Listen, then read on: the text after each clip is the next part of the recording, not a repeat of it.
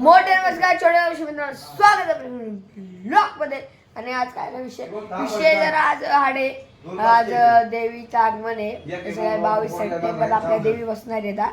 तरी पण आज आगमन सोहळा आहे देवींचा. चला तुम्हाला देवी दाखवतो आमच्या इथे. हा लय आले 2-3-4 देवी आले म्हणजे 17-18 मध्ये आले आहेत. म्हणजे आमच्या कोपरखेडण्यामध्ये म्हणजे तर कसं आहे काय माहिती आहे का, इकडे गुलाबदेवीच्या ह्या साईडला गणपती जोरात असतात आणि गुलाबदेवीच्या त्या साईडला देवांचा उत्सव जोरात असतो. आता देव तिकडे देव खूप आलेले आहेत. 2 आले 2-3 आले, उद्या पण 2-3 येतात. आणि देवी म्हणजे इकडच्या साईडला 17-18 सेक्टर मध्ये तुम्हाला कोपरखेडणे म्हणजे मुंबईमध्ये म्हणजे कोपरखेडण्यातलं माहितीच असेल. 17-18 मध्ये गणपती उत्सव जोरात मानला जातो, म्हणजे केला जातो. म्हणजे खूप मोठे मोठे गणपती असतात, खूप मोठे मोठे. 7-8 त्या साईडला 6-7-8 5 तिकडे त्या साईडला देवी मोठी केली जाते. तर आता आपण जाऊया आगमन सोहळ्याला. ठीक आहे. कंटिन्यू ब्लॉग मध्ये खूप मजा येणार. तुम्हाला दाखवतो डीजे बी जातो असेल तुम्हाला 4 रुपये इथून दिसतील. चला पहिलं एक काम करूया, नंतर आपण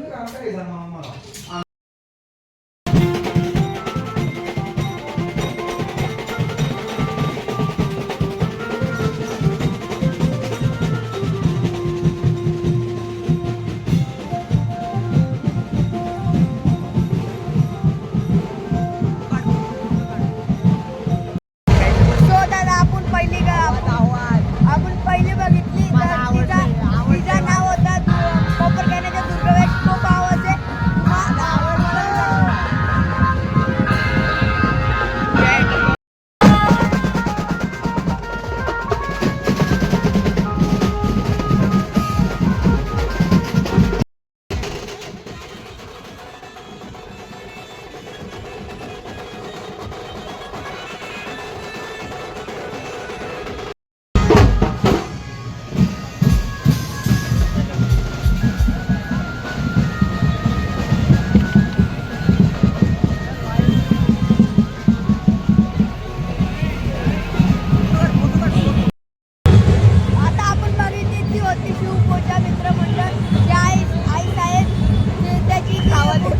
आवाज येतो काय म्हणजे वॉच टाकतो मी.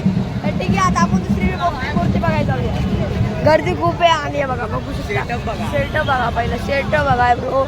आपण आता सगळे एक्सप्लोर करत जाऊ आणि थोडा वेळ इथे थांबू, थोडा वेळ तिथे थांबू. आता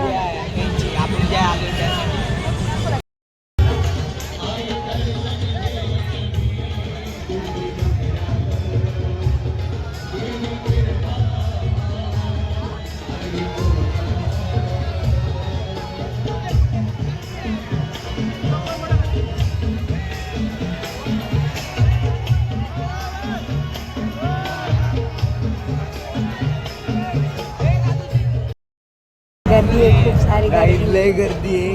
खांबी माल आहे, लय खूप खांब आलाय. तिकडे दाखवा जरा वरती करून